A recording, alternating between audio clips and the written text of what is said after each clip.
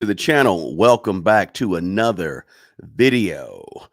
We're going to be talking today about something that I think is really, really important, guys. Super important, actually. It's about basically my urgent call to you guys that once you have $30,000 in savings, this is what I want you to do immediately, quickly. ASAP, as soon as possible, as soon as you have $30,000 saved up. Do me a favor, guys, as you come in here, hit the like button for me, but let me know where you're coming from, where you're checking in from. What city, what state, what county, what region, what part of the country, what part of the world, where are you located, guys? Are you in the northern hemisphere, southern hemisphere, right? Let me know where you're coming in from, and we're going to have this conversation about what you have to do and the fact that you need to stop saving money. Guys, let me know that you can hear me by giving me a thumbs up. Just let me know you can hear me okay. And we're going to get into it. We're going to get right into it, guys. And hey, looks like Carolyn McCoy or Carolyn McCrae.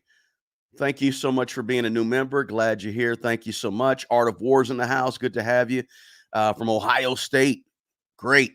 Crafty Librarian. Good morning to you. Good afternoon, wherever you're from. Tony Gold, Baltimore, Maryland, right? Atlanta, Georgia in the house, guys. Let me know. Give me a thumbs up. You can hear me. Thank you, Shan. Good day from North Kakalaki, North Carolina. Good to have you in here as well. Romania is checking in the house, all the way from Romania. Good to have you.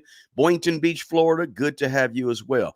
Let's talk about this. Once you have $30,000 in savings, do this immediately. Now, why did I come up with that, or why are we thinking about that? Because I've run into a lot of people recently that have a lot of money saved, tons and tons of money just sitting in a savings account somewhere.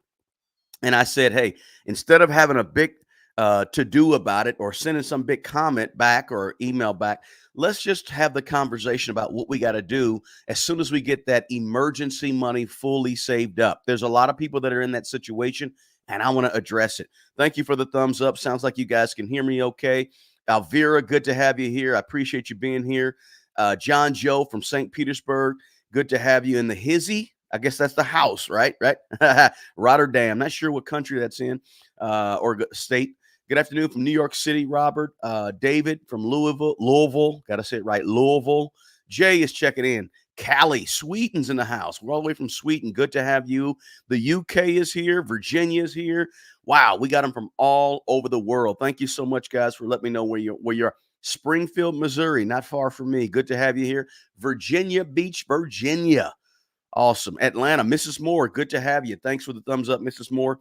And thanks for all your support as well. And so let's talk about this, guys. What do we do? What do we do? What's next? What do you have to do immediately after you have $30,000 saved up? Let me start off by saying this. The average single person in America, single, spends about $5,000 a month. Now, that's average. We know that there's some more people that spend $10,000 a month, people that spend $2,000 a month, but the average is $5,000 a month. Average single adult, and couples with kids. I think a couple of kids is like around $6,000 per month. So when I said $30,000 in the title of this video, urgent, once you have 30,000, I'm saying once you have an average of around 5 to 6 months of your emergency money saved up. What's next? Right? This stop saving money, right? When I say you need to do this, what's next? What's next is stop saving money. Stop saving money and start investing money. You do not have to have $50,000, $100,000 lying around in a savings account, right? Don't do that. You don't have to do that, guys. Once you have your emergency money saved up, $30,000, you've got to start investing money, because the purpose of growing your wealth, which is what we talk about all the time on this channel, the way you grow it is not to save and save and save. Now, you can save $1 million over the course of 30 years, right? But had you been investing that $1 million, it could have been 3 or 4 or $5 million. So the point of trying to grow money is making sure you're investing money. So let's talk specifics about what you got to do next, right? Do me a favor, guys. Please smash that like button. hit the like button, share the link to the video with somebody that you may know, right? And if you're not a subscriber to the channel, please consider subscribing to this channel. I really would appreciate it. Uh, let's see. Atlanta, Georgia, Trues No TV. Good to have you here. Appreciate you being here. So first of all, why do people and you would be amazed at how many people really do over save. I know that sounds like an oxymoron, but people are over saving. And there's some reasons why people save too much and don't shift to an investor. They keep saving and saving and saving and saving, and they think that's saving and saving. And there's a lot of reasons, right? They save, save, save. They need to be investing, investing, investing. Why do people save too much? Being a hyper saver, right? And I don't want you to be a hyper saver. Please don't be a hyper saver. I'd much rather you be a hyper investor, right? So I want you to stop saving so much money. And once you get that $30,000 or whatever your 3 to 6 months of emergency money is, by all means, you got to stop saving, right? Anything above that 5 or 6 months or of emergency money, you got to start investing. And I know you want to, there's a lot of reasons. Okay. It may be fear. Maybe there's fear. People are fear of, they fear letting their money go into some place that they cannot see, an investment, right? Many people save because they just fear what the future financial stability is going to be. But they want to make sure they have access to cash right near them, down the street at the bank at all time. But this fear that may be driven by some past experience or some economic hardship or how you grew up, right? Or your uncertainty about your future income or the future in general. You're just nervous, you're scared. But that nervousness and scaredness will cause you to save $80,000 instead of investing $80,000. And it'll cause you to have $80,000, but not have $180,000, which you should have. Some people just feel better when the money's down the street at the bank. I get it.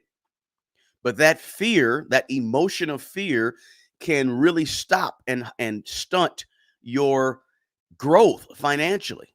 Now, for some people, it may be just like psychological, right? Conditions like maybe they have anxiety, some type of OCD, right? They have an anxiety disorder. Let's just be honest. It can lead those things can lead people to feel the overwhelming need to go out and just save some money, right? And it's kind of like some people shop to feel good. Some people save money to feel good or feel better, right? Some people just do it. And I'm not mad at you. I'm not mad at you if you do it, right? There could be a psychological thing going on in your mind why you save so much money.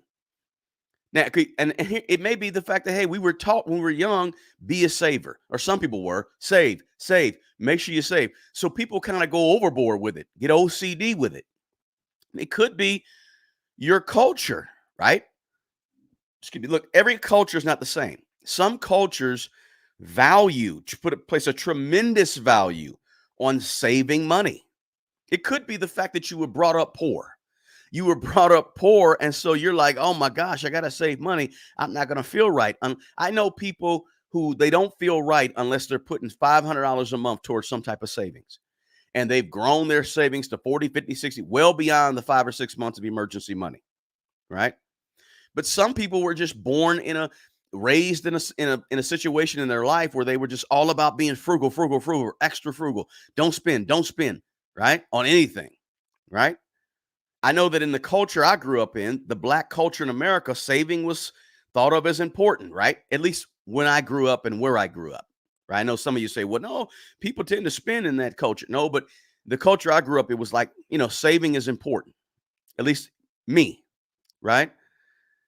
But people have that fear. They have there's certain cultures that have a fear of, the stock market or trying to grow money, et cetera. It could be a lack of financial literacy, right?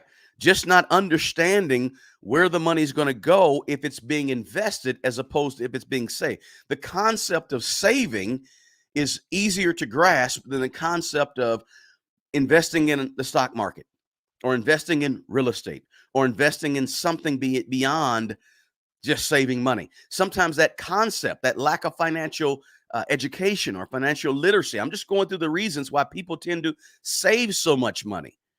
And once they hit that 30,000 mark, they just keep on saving, right?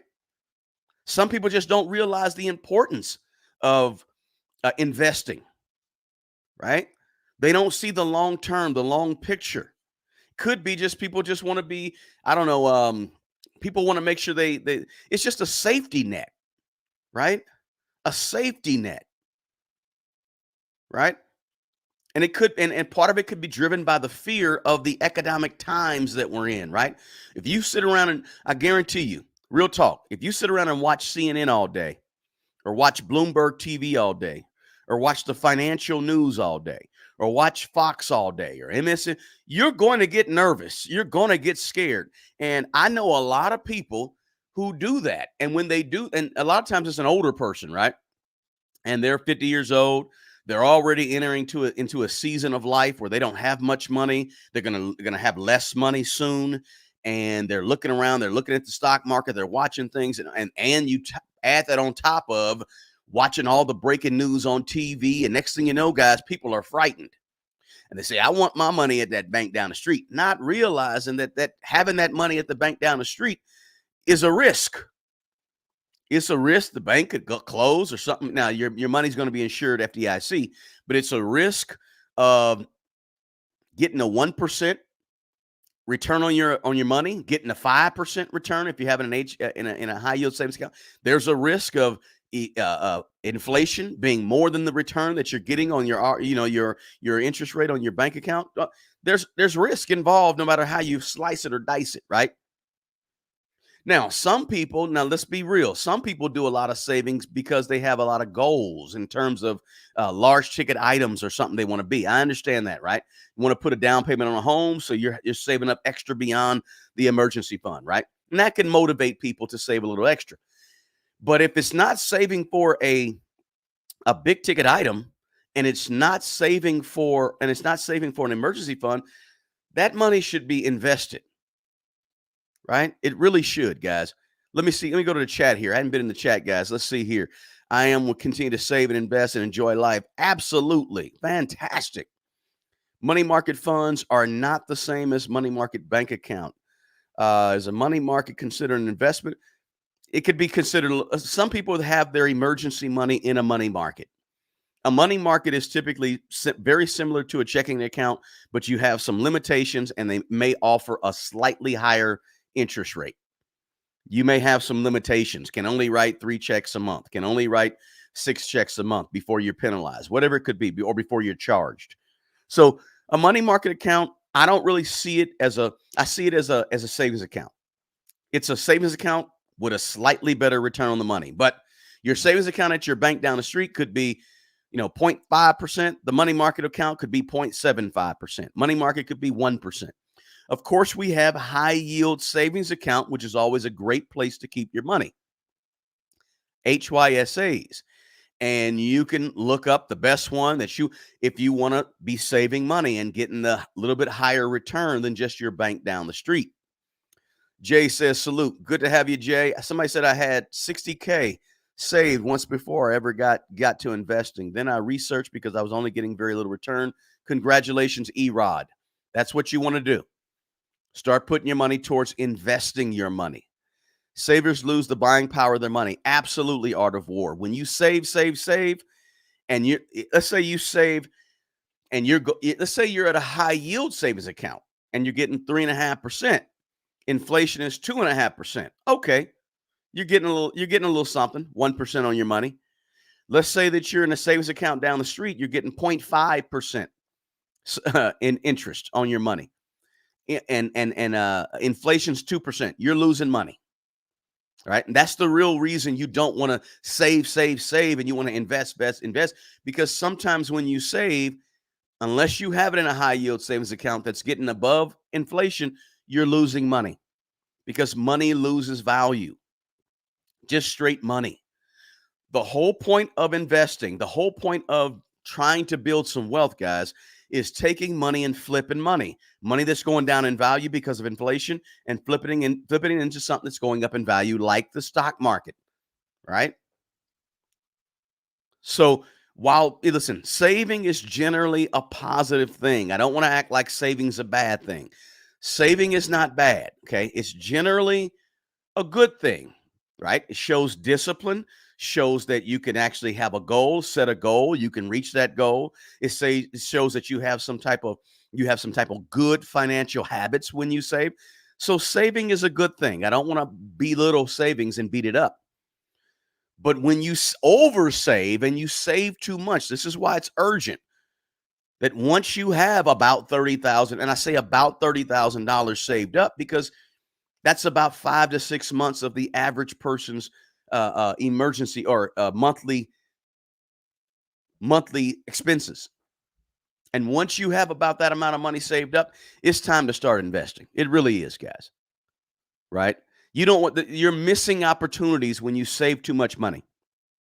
The opportunities of not only enjoying life but investing and enjoying life down the road, and you just miss a lot. And this happens more. I know we always talk about people aren't saving. There's some people that are saving too much.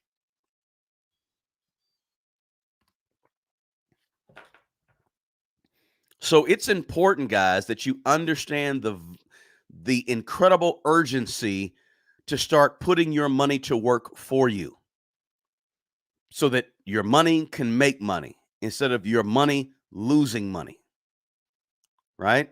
Stop saving so much money and start investing that money in things going up in value, right? Make the money work for you. Why? I mean, why do we listen? Why do we want the money to work? Why do we want to stop saving and start investing? Right? Obviously, inflation. We know, as we said, inflation erodes the purchasing power of your dollar bill. And by investing in something going up in value, you can get a return on your money that outpaces inflation and helps your money at least maintain its value, but we want you to increase its value. That's growing wealth.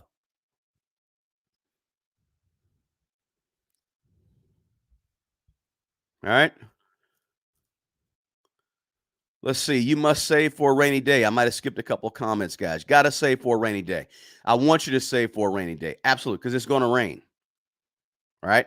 And I want you to save for sinking funds. Sinking funds is just, big ticket items or things that come around on a regular basis. You want to save for those things, right? Ideally, you have at least a couple of savings accounts. One for the sinking funds, and if you want, you can have one for each sinking fund that you have, right? And then you have saving for emergency, ideally, right? Very important to do that. Somebody said, with a potential crash soon, should I open up a Roth IRA now and then add more money when stock prices are lower? Kent, yes, you should open up. Let me put that on the screen. Kent, yes, you should open up a Roth IRA yesterday. Okay, today. Open up your Roth IRA, start adding to it. If that's my suggestion. And don't worry about when stock prices are lower. Just start dollar cost averaging into your Roth IRA. In other words, every single month, put the same amount of money towards your Roth IRA. That's what I would do. I would not try to time the market, right? Jump in and jump out. Start putting stocks in there and no, just go ahead, open up a Roth IRA. If you're a new investor, Kent, go ahead and open and go ahead in under that Roth IRA, invest in growth ETFs, growth index funds, or broad index funds like an S&P 500 index fund or an S&P 500 ETF. Have your Roth invested in that, and don't worry about a potential crash. You just dollar cost average into that every single month. Remember, there's a limit to what you can put into a Roth, and you go ahead and you can open it any brokerage account, right? Vanguard, Fidelity, Charles Schwab, Robinhood, you name it, E-Trade, whatever it may be. You can open it at anywhere and just dollar cost average into it. Stop trying to time the market, right? That's my suggestion. Good question, Kent. Somebody said, I keep my emergency fund in a tax-exempt money market through Vanguard. That's okay. All right. That's fine. If that's where you want to keep your emergency fund, cool. As long as you can get to it quickly, that's the big thing. When it comes to an emergency fund, guys, your 30,000, your 20,000, whatever it may be, I am not a person that really cares if you put it in a high yield savings account or if you put it in the bank down the street. Okay. Ideally, yes, put it in a high yield savings account so you can get some extra, so you can get a little bit higher return on your money. Okay, cool. But that's not the money that you're necessarily trying to grow. So I don't trip too heavy off of that. Okay? That money is just there for emergencies. It's not there to make you rich. It's not there to build your wealth. That's just money for just in case, so that you have a little bit of peace of mind, and so that you don't feel like so stressed out that you have no money, you're living paycheck to paycheck. No, you got 20 or 30 or $40,000 in the bank that's going to cover your monthly emergencies if something goes wrong. You're good. Whether it grows from 30,000 to 32,000 or 30,000, 31, I'm not worried about that, because I want you to take any money above that and invest it. That's where we want to make sure the money is growing. Now, kind of odd. I know you're saying, well, why don't you want the money to grow? I don't mind the money growing, but we're not relying on an emergency fund to build our wealth, right? So it's a little bit different there. So, other reasons, and let me just go back to the chat. Let me look at some of the chat, guys. I don't want to ignore you guys in the chat because you're dropping a few questions here and there. Let's see here. By the way, don't forget to hit the thumbs up, guys. Do me that favor and hit the thumbs up. And if you're new to the channel, please subscribe to the channel. In the description box on YouTube, I've got a bunch of free stuff. You can check us out on Twitter or X, we're Smart Money Bro. On Instagram, we're Smart Money Bro. Facebook page and Facebook group, private group, we're Smart Money Bro. You can go over to Pinterest, we're Smart Money Bro, right? LinkedIn, we're Smart Money Bro. You can go to all those venues and feel free to add me. I'm trying to grow Instagram a little bit and learn that a little bit. So if you want, go over to Instagram if you have IG and find Smart Money Bro and feel free to join me over there. Also, I got some free stuff as far as my ebook that's free from me to you in the description box below here on YouTube. It's called The 24 Laws of Money. It's the blueprint, 24 principles that help me grow my wealth from really a negative $30,000 at the age of 30 to now a 7-figure net worth, right? And so the blueprint, my story and how I got there, and the 24 principles that helped me get there, the way I thought about money had to shift and change. That's in the description box below.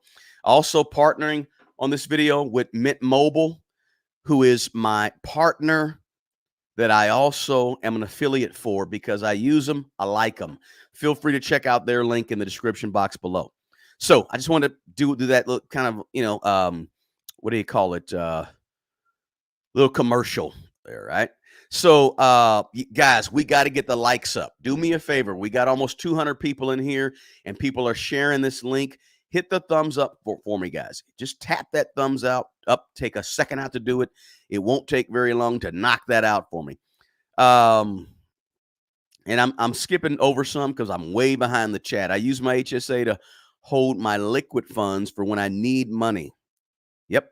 I have a 10K emergency fund. Kent, if that's not enough, Kent, go ahead and make that a little bit more. Try to get your full 3 to 4 months or more saved up.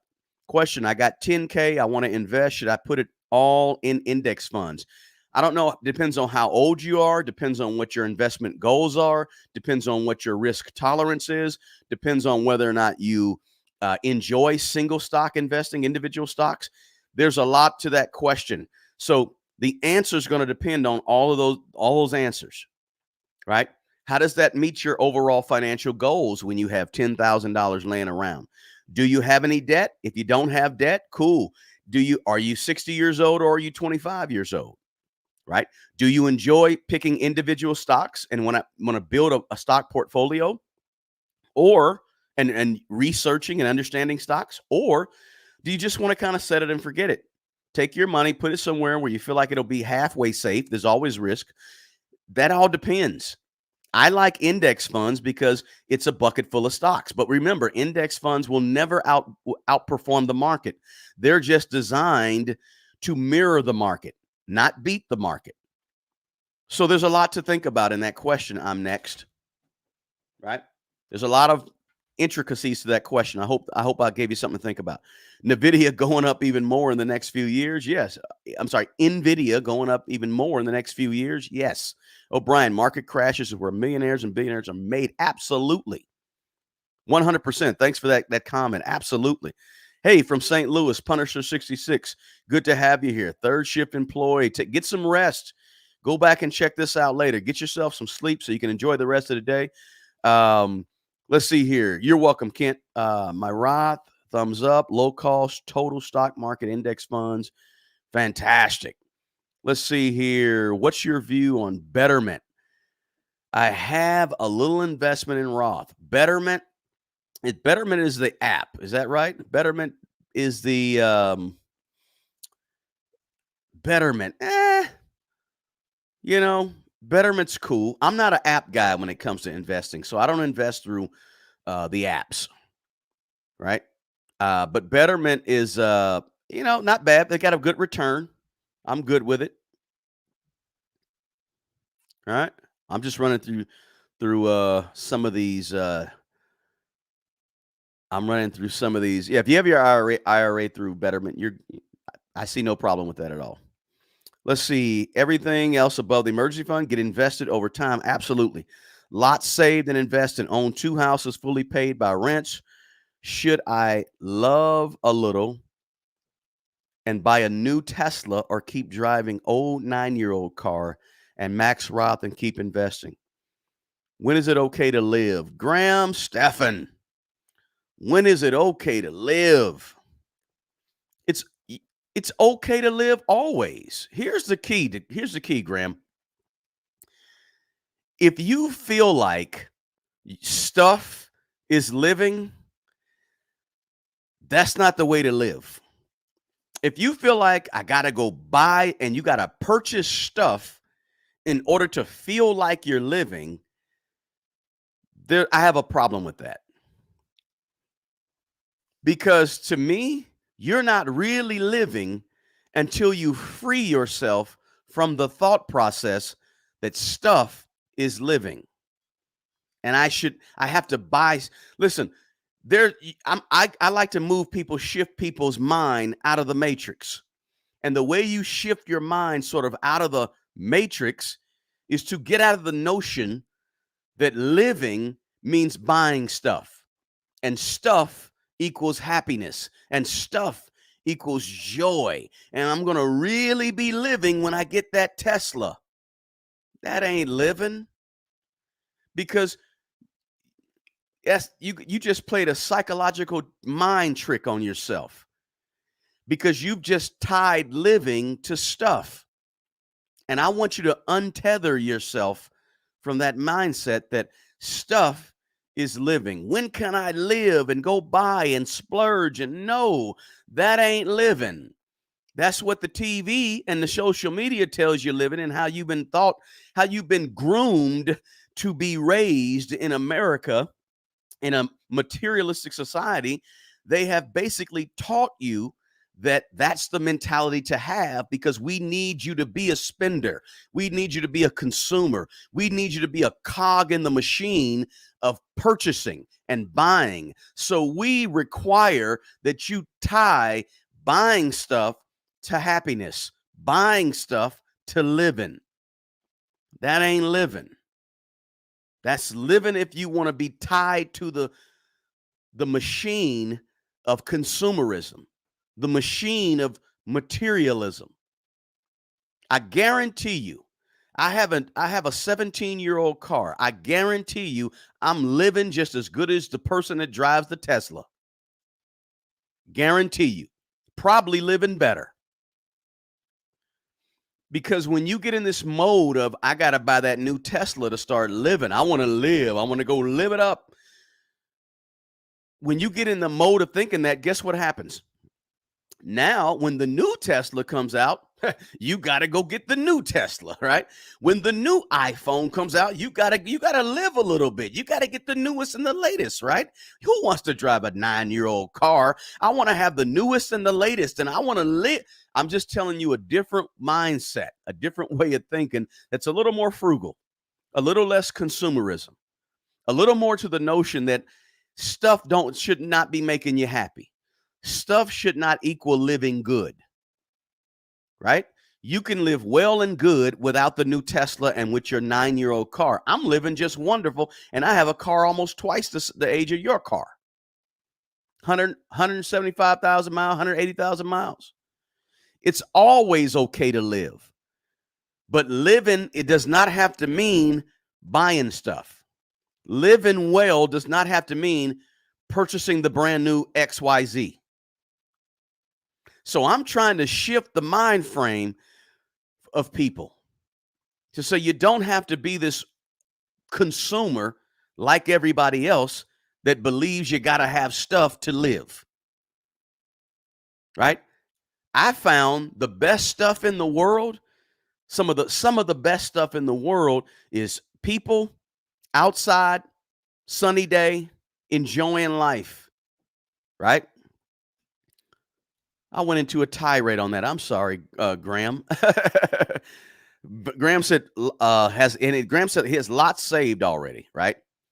And so Graham, when you have a lot of money saved, you don't have any debt, and you're at that point where you got your emergency money saved up and you're giving to people on a regular basis. That's a big piece of the philosophy here, is giving to other people, helping other people. You got your debts paid off, you got plenty of money in your emergency fund, and you're well on you save plenty, you got your emergency money, but you invest a bunch of money as well. When you get to that point, you have to make that decision guilt-free when you want to go purchase a car cash. If you're going to buy a car, I always say buy it cash, right? Because anybody can afford a $700 payment. But guess what? Can everybody afford the car cash? Listen, I got a buddy. I hope he's watching. I got a buddy who bought a truck, brought it over yesterday. Let me see it. Man, it looked good. I mean, the truck is solid. Man, I was starting to get a little truck fever, right? I was like, wow, this is nice. It was a newer, not brand new, but newer truck. And, hey, if that's what you choose to do, I'm not going to beat you up or be mad at you, because personal finance is personal. Everybody decides to do what they want to do. For me, I like to buy them cash, but that's just for my own personal mind frame, my own peace of mind, right? So I'm not against anybody that has a car payment or wants a car payment, but I like to kind of shift people's way of thinking a little bit too. Somebody said, "How Suave Robinson? How long do you think NVIDIA will continue to grow as it has?" I think NVIDIA is poised to continue to grow well into the future, because they're playing in so many different areas, right? Data centers. They're playing in data centers is big, right? They're playing heavy in the AI, and the AI is used by many of the big companies, and they're also heavy in the gaming. They're in a lot of different places. I think they'll continue to grow. I really do, at least over the next few years. But you got to look out for some competitors, right? Because ultimately they'll have competitors. But I think NVIDIA will have a nice run here. I really do. You're welcome. You're welcome. Read Ephesians. You're welcome. Somebody says, by listening to Smart Money Bro and other YouTubers over the years, I'm now able to answer correctly most of the questions I see in these live sessions. John Joe, I like that. Yeah, absolutely. That's pretty cool. That means that you've developed a philosophy of money that allows you to filter questions through your philosophy of money. And that's really powerful, John. That's really powerful when you're able to read questions and come up with your own answers instead of listening for the other person's answers, right? Just share it with my friend. Thanks so much for sharing. I appreciate that. I just save for emergencies. The rest goes to investing. Fantastic. My purchasing power decreases because houses and everything went up drastically. Absolutely. The UK government has just launched a website to encourage prepping on a small scale, how could a prepper also become an investor? Prepping is not cheap, right? Prepping, I think what you're talking about there, help me out there, Finland, is prepping for disaster, right? Maybe you're having an old school, buy canned goods and things like that, but non-perishable goods and things like that, and straws that filter bad water and prepping. I think that's kind of what you mean, getting yourself ready. And part of that is making sure you have emergency money as well. So you can do it. You can prep as well as and prepping is not cheap. You're right, but you can prep while part of prepping is getting your money together as well. Part of prepping is investing as well, right? So just make it a part of your routine. Maybe you can fit some prepping stuff into your monthly budget, right? Maybe you corner $100 or $200 a month towards some prepping, right? Something to think about. Good question though. Let's see here. When passive income supports your lifestyle, I'm just trying to catch up, guys. Let's see. Stuff is living in a sales tactic. Stuff is living in a sales tactic. Not sure that living is when you can live off your passive income. Absolutely, Erod. I like that thought process. Real wisdom right there. Thank you. You're welcome. I'm next. Yeah, I'm not an iPhone guy. I don't have iPhones and stuff. I drive a 13-year-old Toyota Camry, said Art of War. I love it. Runs like a charm and was paid off years ago. Listen, guys, there's nothing like a good paid for car, right? Once you pay off payments on a car, it's nothing like having it paid off. Feels good. Kimmy Apple says, I have a 17-year-old car, Toyota. I'm a Toyota guy, by the way. I buy a lot of Toyotas. Let's see here. Somebody said they program you to be materialistic. Absolutely. 100%. And sometimes, and we don't even really know it, that we're tying money to happiness. I'm not even a fan of happiness, by the way. I'm not a fan of happiness, right? Happiness is an emotion. It comes and goes. It's very fickle, right? You're happy. You're not happy. You're angry. You're not angry. I'm more a fan of joy because joy lasts, right? And you get to choose joy. Happiness is just an emotion, right? So I'm very, I'm strange like that. I kind of wordsmith a lot like that. Wealth is quiet. Rich is loud. Poor is flashy. Absolutely. 2009 Lexus and just went to Florida from Texas. Ride's good. Panama Jack said, fantastic. What up, Validated? Good to have you here. I need your help ASAP. Carl, feel free to reach me. I got my links in the description box below. Guys, get those likes up. I need everybody to hit the like button right now. Stop what you're doing. Freeze. If you're on a cell phone, if you're on a laptop, if I'm on TV, hit the like button for me. It's the thumbs up, guys. We ought to have a bunch of folks in here hitting that like button. We should have a ton of them. Thank you so much, Mrs. Moore. I appreciate that. Mrs. Moore, get in contact with me. I owe you a free 15-minute phone call with me personally, just to kind of go over your personal finances. I appreciate all of your help, Mrs. Moore. Contact me. Let me know who you are when you contact me. I'm going to give a sit down for you just to have a conversation with you, if you like, and just go over your personal finances. Free, no charge. Give me a shout. I'd like to have that conversation with you just to help you out because of all the help you give to me in these lives. I appreciate it more than you know. So feel free to contact me. It's in the description box, Mrs. Moore. Nobody contact me posing as Mrs. Moore, right? All right. What about spending to enjoy some experiences, or is it all about working, saving, investing? No. Enjoy experiences. I'm not saying you can't enjoy experiences. Now, if you want to enjoy experiences, just have your stuff together, right? Just have your stuff together, right? Don't take the trip to Cancun when you don't have an emergency fund and you have no money and bills are due when you get back and you're not sure how to pay them. A lot of people do that. Don't take the trip over to Greece if you have to charge everything because you really don't have the money right now and you got to pay it over the course and you got to pay off the credit card for the next 2 years at 25% interest.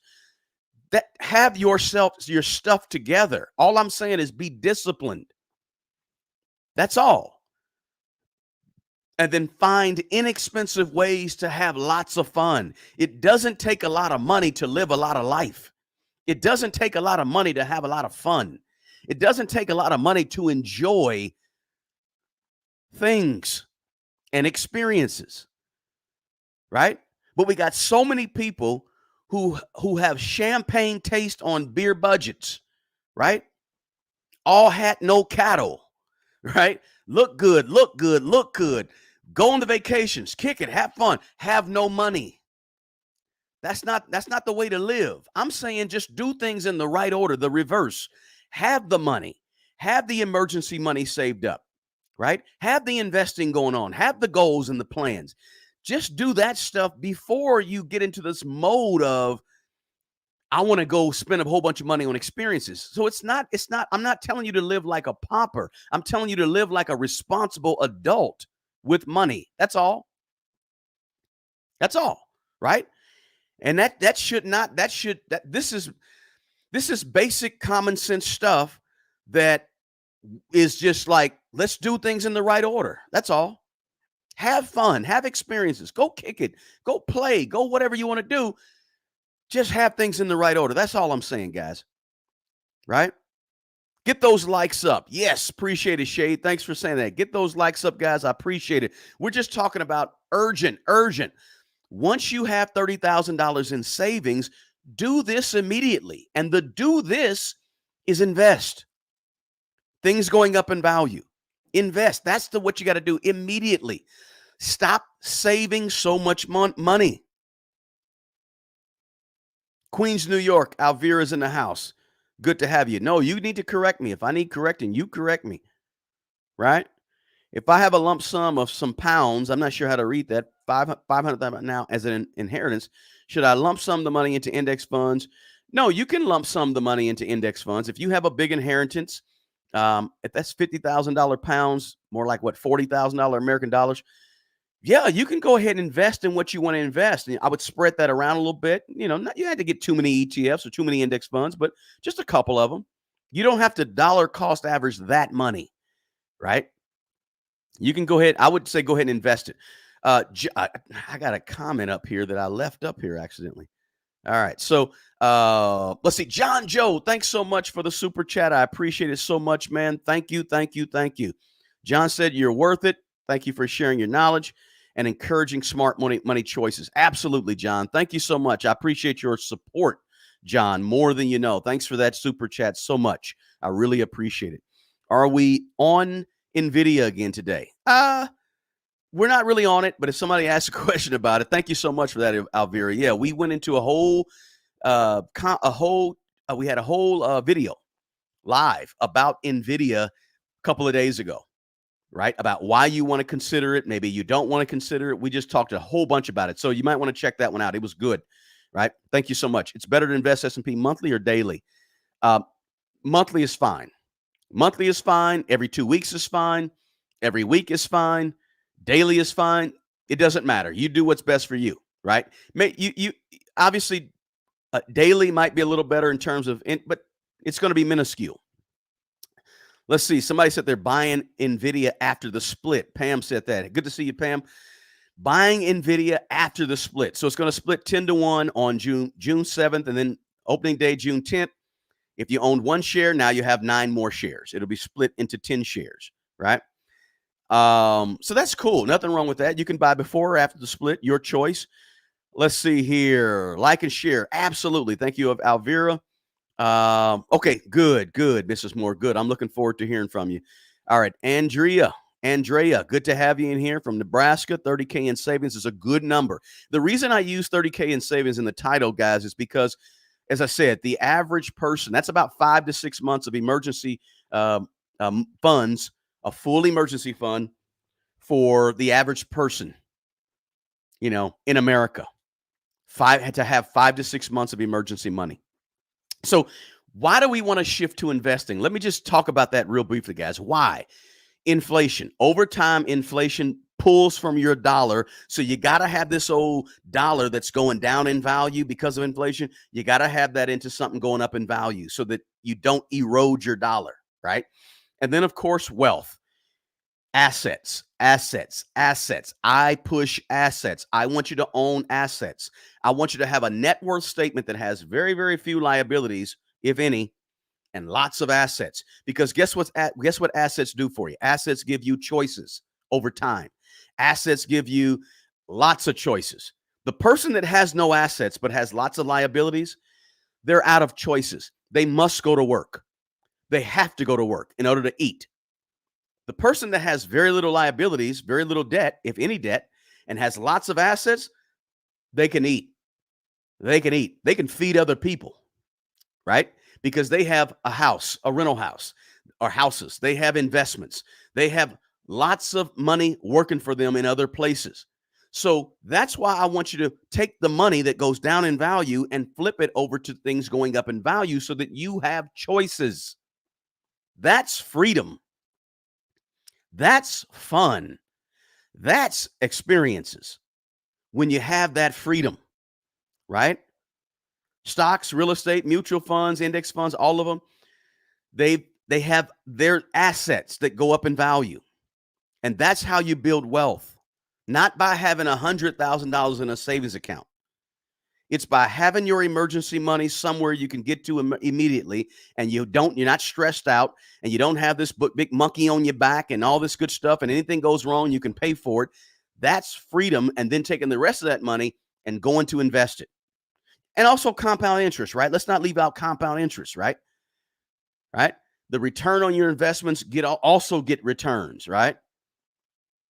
That's why you want to have investments. Financial goals, reaching your financial goals. Once you have $30,000 saved up, you need to make sure you're investing immediately. Please stop saving so much money, right?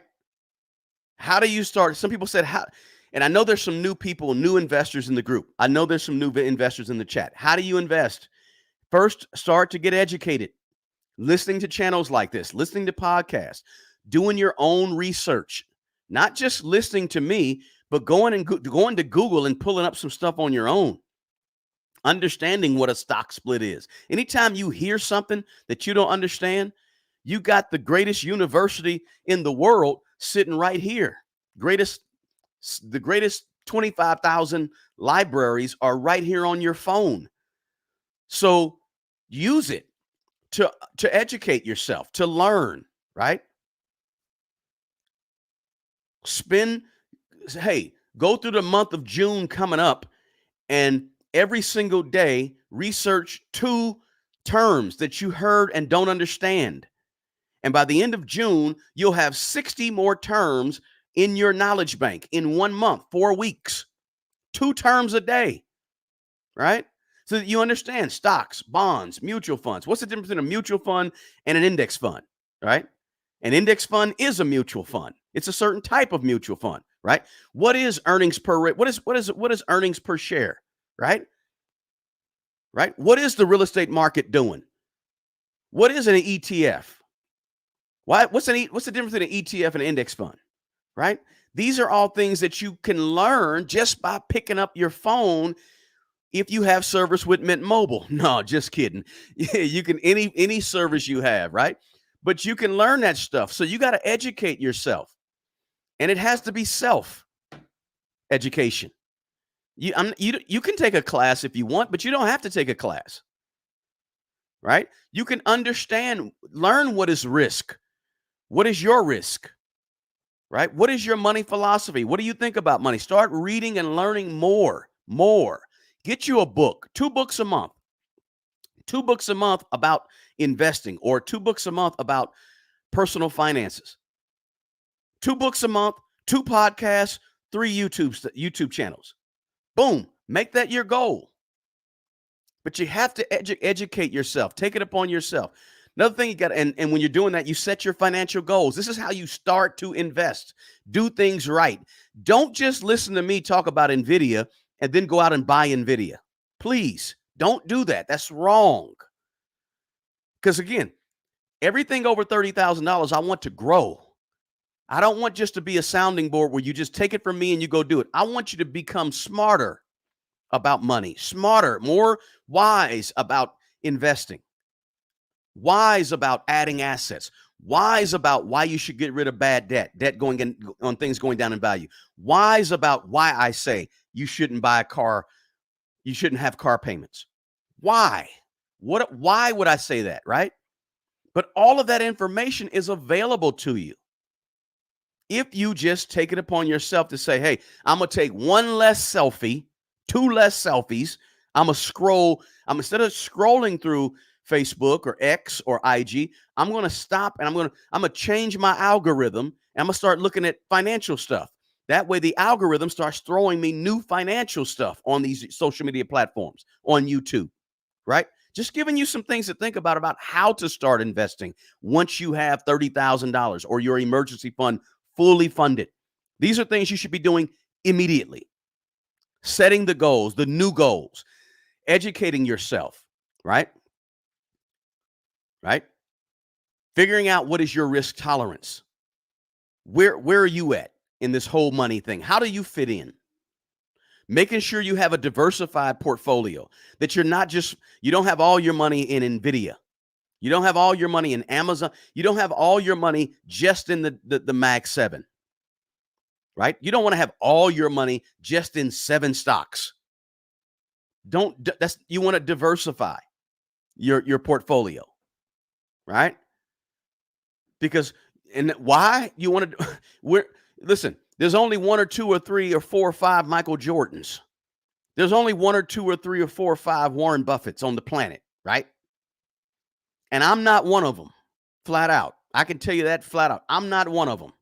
I'm not that good. So because I'm not that good, I want to spread around my risk. I want to spread out. I want to have some ETFs. I want to have some index funds, maybe have a few stocks here and there, but not the vast majority of my money sitting in a few stocks. I want to have some real estate, right? And some other things, because I got to spread it around. I ain't that good, but I guarantee you the Warren Buffetts of the world, he's pretty spread around too.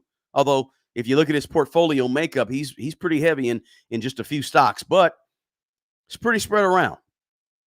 So diversify. This is how you invest. Start small when you invest, right? Start small. You can invest with $10. You can really invest with $10. You can seriously invest with $10 a week, $10 a day, right? What you spend at Chipotle is investing, right? So you don't have to start big. You don't need $500. That's not big, but you don't need $500. You don't need $200 to invest. You don't need a large sum.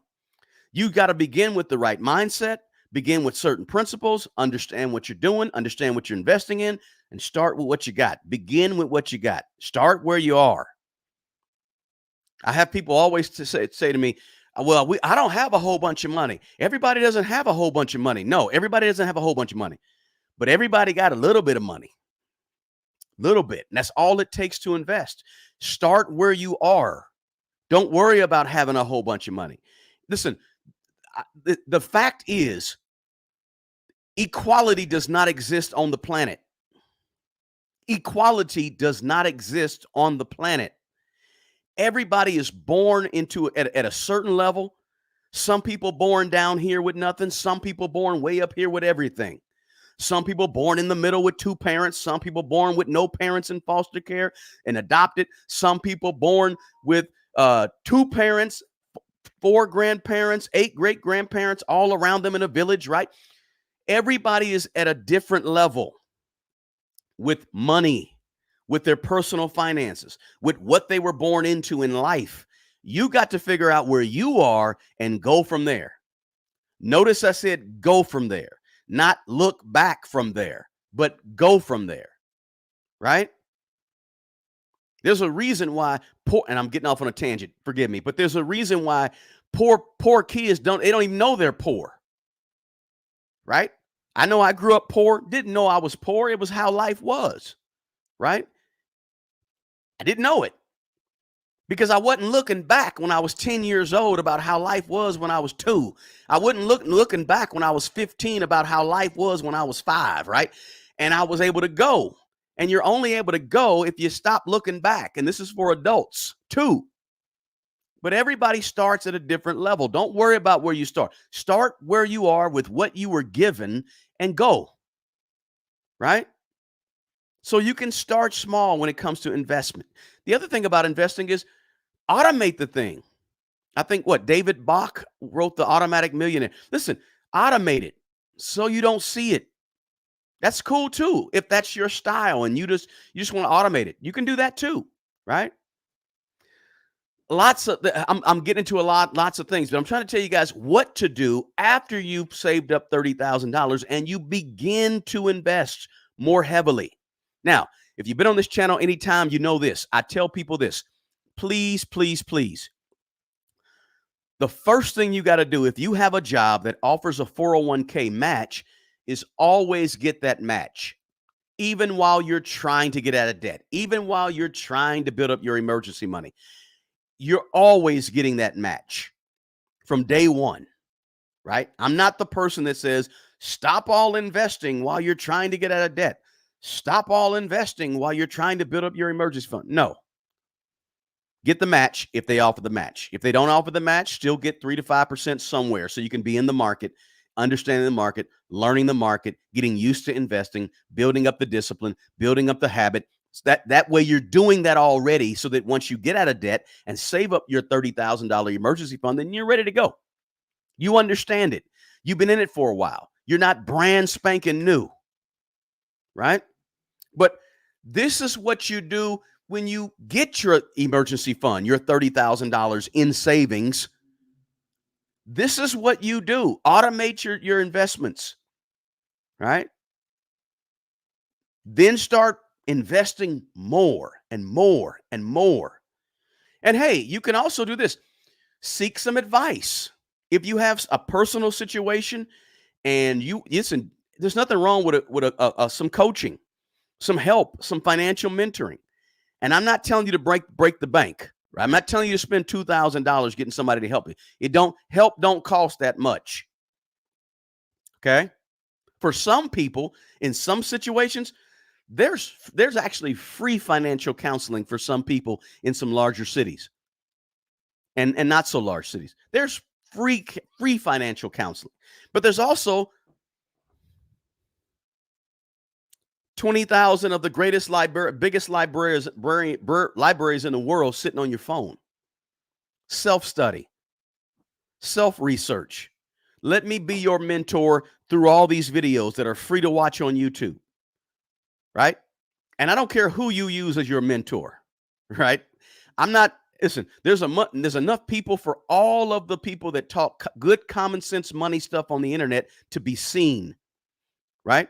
So if you want to go watch or work with JT the Pocket Watcher, right? JT did his voiceover for him for the intro to his podcast and his YouTube channel. If you want to watch Mommy Trader, if you want to on YouTube, if you want to go watch Dave Ramsey on YouTube, go watch them. Watch all of us because there's enough for everybody to go around. There's enough for I don't have to. I'm not trying to hold on to you as only watching Smart Money Bro.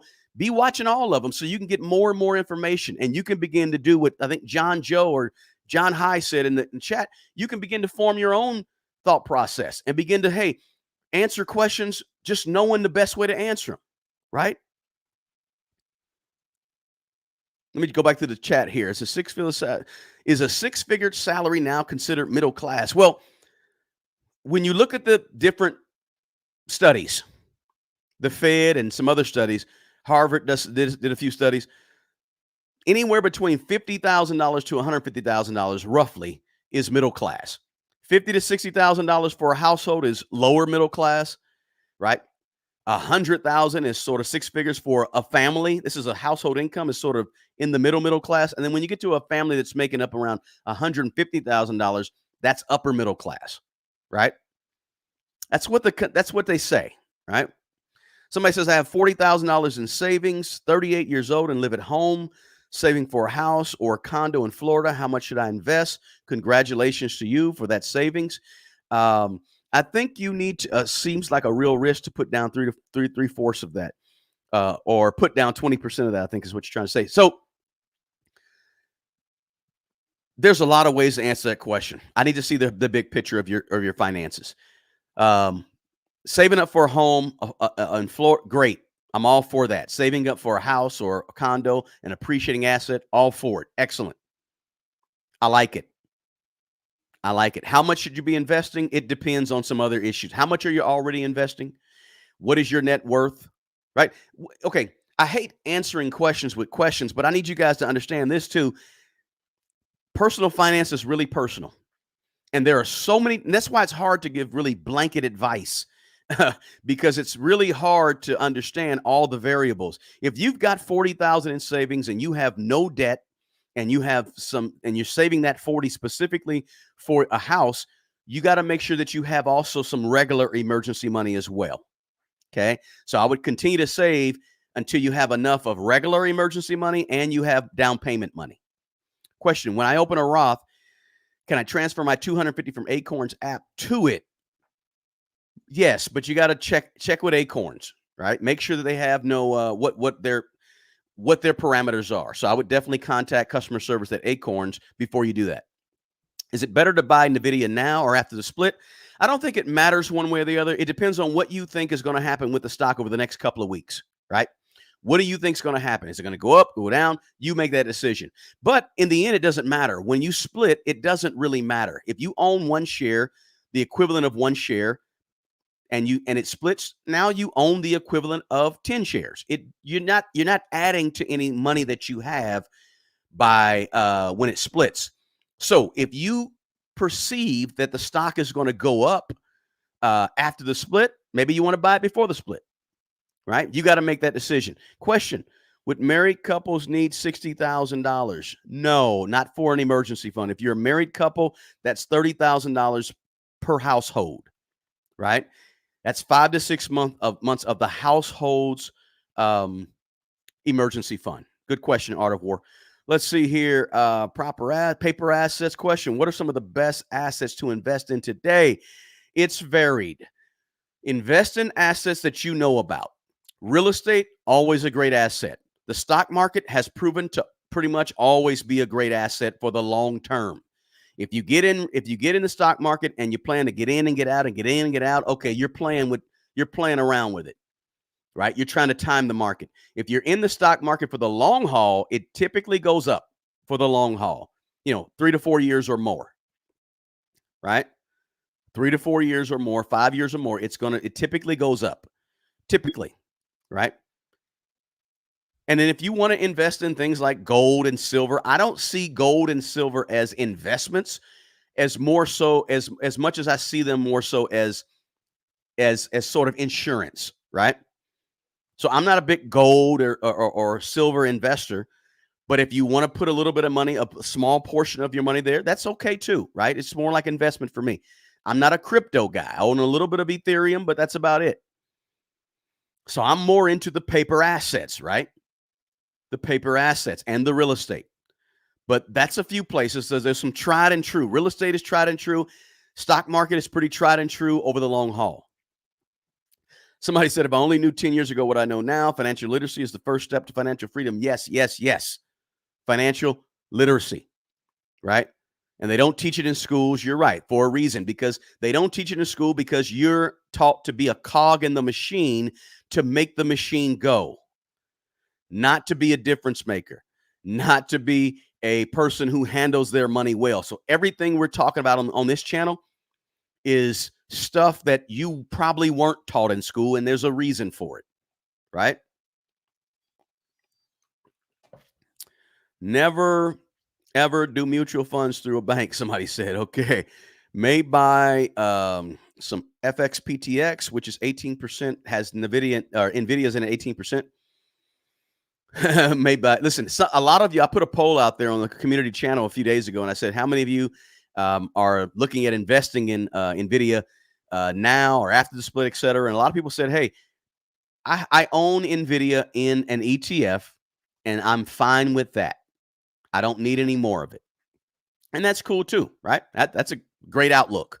Coach Q, thank you so much for the super chat. I appreciate it so much. 35K in savings. What did I miss? You got to scroll back to the beginning to check that out. But what we've been talking about, Coach Q, is urgency.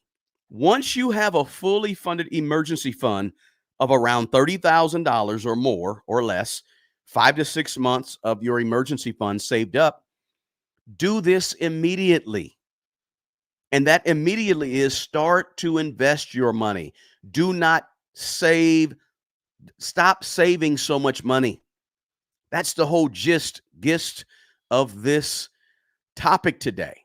I've ran into a lot of people recently who have $100,000 sitting in the bank, and I just don't understand it, right? Is it a good move to invest in a Roth IRA? Absolutely. Max out a Roth IRA if you can, so that when you start pulling the money at 59 and a half, you don't have to pay taxes on it. Guys, that's a beautiful thing. That's a crazy beautiful thing, right? You're putting in the after tax money. You only pay taxes one time. When you take it out, you don't have to pay taxes. It's beautiful, right? Let's see here. Love how easy you make it to understand. Usually I'm lost. And that's what I try to do, Melanie. Thank you so much for that comment, Melanie. Just try to make it plain to everyday people. I'm trying to reframe the mindset that we were taught and we were conditioned to believe, that money has to be complicated and money has to be complex and money has to be something that we none of us really understand, because that's for the smart people in economics, and that's for the smart people that handle their money well, or were born with money and a silver spoon. No, it's not that complicated. Nothing. I was poor for 30 years, guys, and I mean poor physically, poor mentally, and poor with money, and had zero money, right? If your net worth is $1 and you're under 30 years old, you have a greater net worth than I had when I was 30 years old. Glad to see you're still going. Hey, Lily, to you. Good to have 30,000. Sounds like a whole lot better than 2,000. Yeah, still like a little gold. Nothing wrong with that as well. 146 guys. If you're in here, hit the like button for me. Stop what you're doing and hit that thumbs up. Thank you, Mrs. Moore. Hit that thumbs up for me, guys, and share the link to the video for someone you know who's new to investing, who's got a little bit of cash now. What do they do next, right? Share this information with them. That's the most important thing you can do to support the channel, is just share this information with somebody else, just to pass it along, right? Let's see here. Somebody said, thank you, sir. You're welcome. You're welcome, MT. Let's see here. Art of War. I like gold too. So some folks do like gold, right? Gold is hitting some all-time highs right now. I think it's up over 2,300 an ounce or something like that. Western Nebraska's checking in. Good. Yes, 30,000 is a great goal. Good goal. FXAIX. What is it? FXAIX is an index fund. I think it's over at FX. I'll just plug it in here. AIX. I'll plug it in here. It's the index fund. It's the Fidelity S&P 500. Over at Fidelity, it's an index fund. That's all it is. And I'm not a Fidelity guy, right? I'm more of a Vanguard guy. But that's okay. They're all good. 60,000, hey, in New York City is nothing. I need to move. Yes, if you're in a city that you can't afford, consider moving. That's always my suggestion. People have been migrating for years, for thousands of years, right? Let's see. Art of War, boom, boom, boom. Smart money. What do you know about Grant Cardone? Grant Cardone's a money guy, right?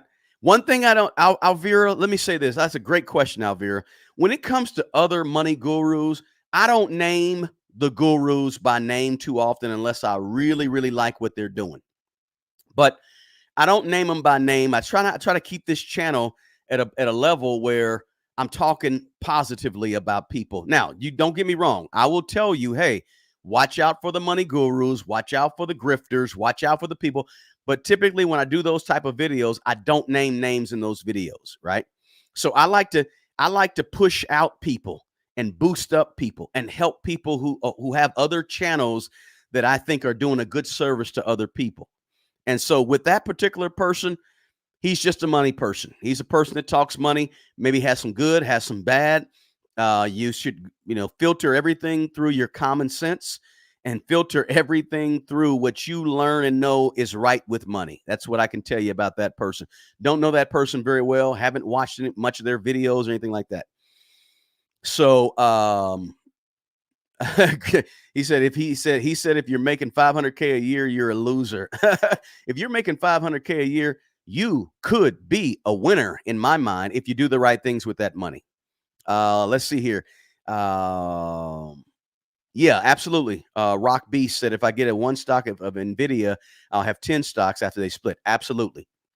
You don't change your position. You buy one stock at $1,000. It splits into 10. Now you have 10 of them worth $100. So you don't gain or lose, but typically it's about what happens with that stock. What's the sentiment around that stock? How are consumers and some of the smaller retail investors looking at that stock?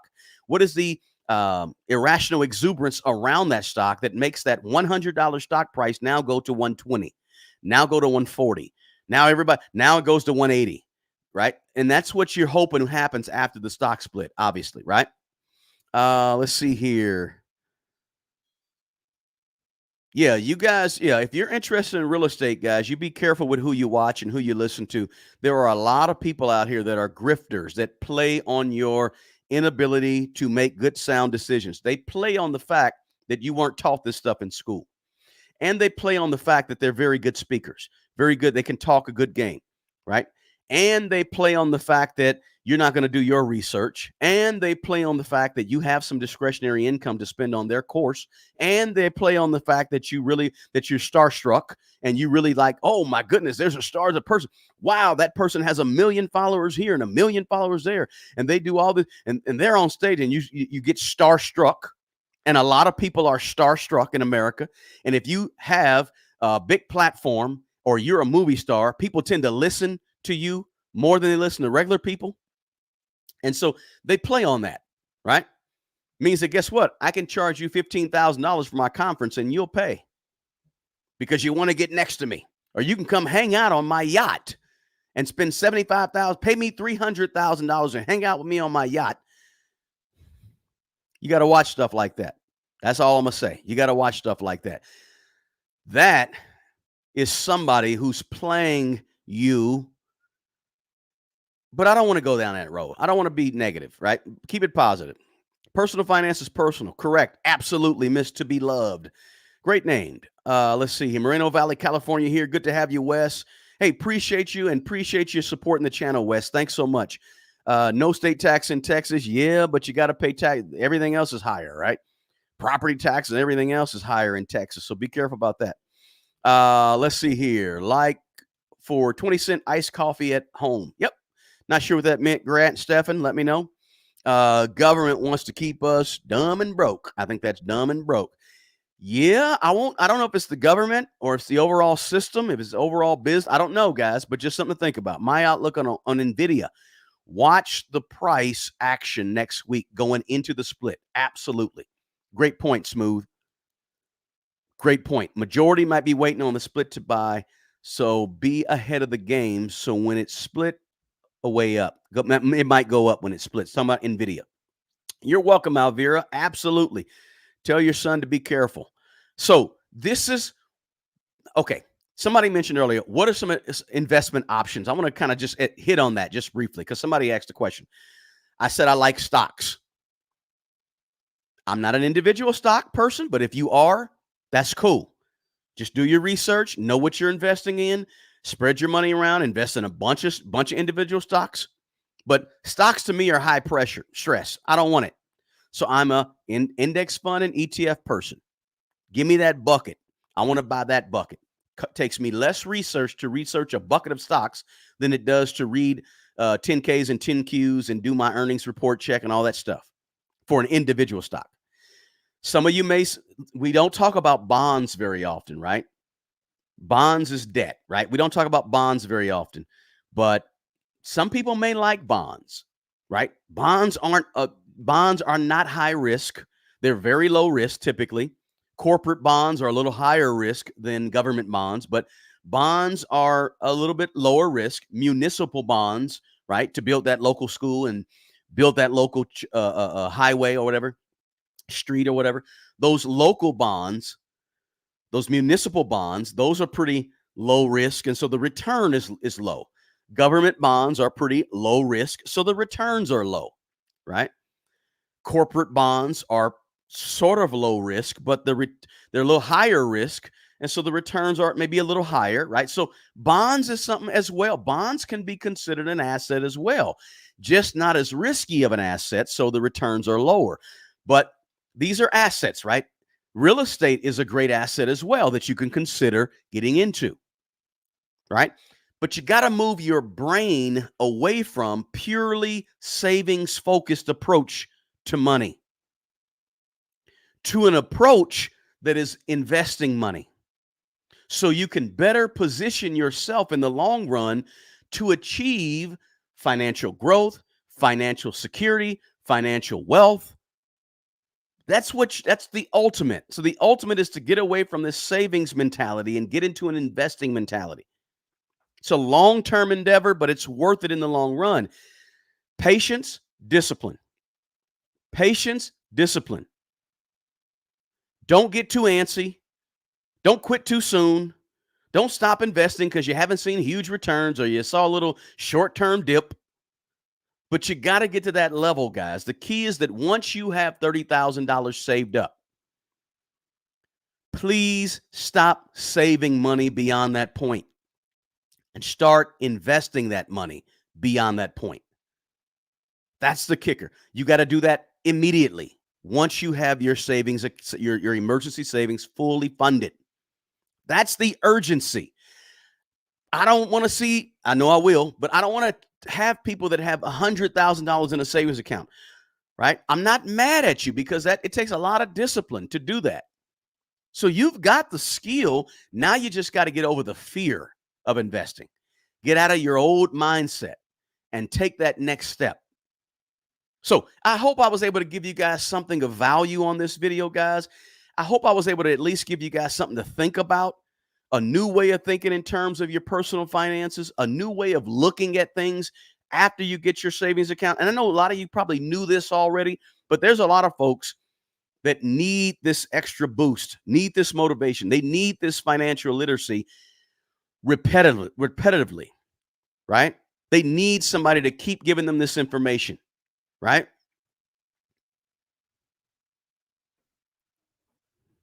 Somebody said I should link up with somebody else. Kenan Grace, alive with YouTube, putting people on the right track would be great. Yeah, I've thought about linking up with some folks. I always get folks to give me a shout and want me to link up with them, or I do a lot of podcasts and things like that. And if you like individual stocks, I'm not mad at you at all, right? Somebody said, I feel like the NVIDIA split I lost that comment, is my only chance to get ahead. No. My brown skin Barbie. I highlighted that comment for a reason. No, no, no. The NVIDIA split is not your only choice to get ahead. No, no, and double no. Triple no. Not at all. There's more to getting ahead than just one stock, right? The chance you have to get ahead is your daily habits with money. What you decide to do starting today, moving forward. That gives you your greatest chance to get ahead, not a stock, right? Not a stock. Don't wrap your whole life, your whole future, your whole being into what happens with a stock. Okay. I just want to highlight that because a lot of people feel that way. You're not the only one, but there's more to life than NVIDIA stock split, right? What you do on a daily basis with your money, the habits you have, the goals you have, the discipline you have, are you doing a budget? Do you have emergency funds? Are you actually making good decisions with your money? All those things is your chance to get ahead. And guess what? As long as you're breathing and blinking, you have another chance to get ahead with your money based on your behaviors with money, right? But it all starts right here in your mind. So I want to highlight that. That one caught my attention. So I wanted to kind of put that out there. Hey, it's more to life than what happens with NVIDIA. Absolutely.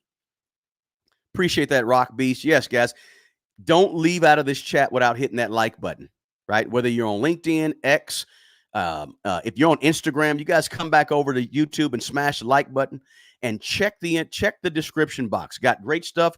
Got a link to my partner, Mint Mobile, down there. Got the 24 Laws of Money. That is a free ebook from me to you, right? And when you get the ebook, guys, it'll ask you for an email. I do not bombard your email trying to sell you something. Once every 2 to 3 weeks, I will send you an email with some up-to-date information, some new information. What's going on in the world of finances? What's going on in the world of the stock market, whatever. I do not solicit a whole bunch of stuff from you. I don't like spam mail, and I don't send out spam mail. But if you get the free ebook, the 24 Laws of Money, it asks you for an email. But that's not to spam you and bombard you with a bunch of emails. So don't think that's the case, right?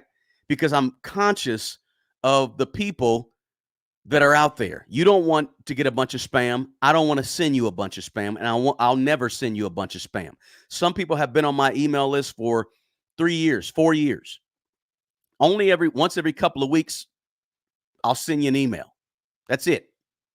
But we do have an email list that we're building up through that 24 Laws of Money, but it's also great information as well, right? Somebody said, thank you for taking time to offer this on a Saturday and a holiday weekend. My pleasure, Marianne. I hope you guys have a good Memorial weekend as well. Thank you for mentioning that. If I can do anything for you guys, please feel free to reach out to me. My contact information's in the description box below and on my YouTube about section. Please feel free to reach out to me if I can help you guys out. We do a little one-on-one financial mentoring and coaching, and my schedule link is going to be in the description box below also. Guys, do me a favor and share the video, share the link, and at least hit the like button for me on your way out. I appreciate you guys being here. Thank you so much for listening in. Thank you for participating. Thank you for your thoughtful questions in the chat. And just thank you for supporting the channel in general. Jamar, I appreciate you. Validated, I appreciate you. My brown skin Barbie, I appreciate you. Howard, I appreciate you. The Walla Mala, Mrs. Moore, L2U, Lily to you, Kiana, I appreciate you. Alvira, Shade, John Joe, John High, I appreciate you guys. Thank you, thank you, thank you, thank you so much. This video, this channel wouldn't be growing if it wasn't for you guys. So, hey, as I always say, guys, have a great weekend. The best person who's going to take care of the old you, because the old you has to eat. The old you has to pay rent or mortgage. The old you has to pay for lights. The old you has to go to the grocery store, right? The best person to take care of that old you is not your grandkids, is not the government, is not the president, is not the mayor of your city. The best person to take care of the old you is the young you, the you today that has all this energy and all this ability to put money to the side and all this ability to invest money. The best person to take care of the old you is the young you. Guys, do me a favor. Take good care of yourself, but also don't forget to take care of other people as well. Until the next video, peace.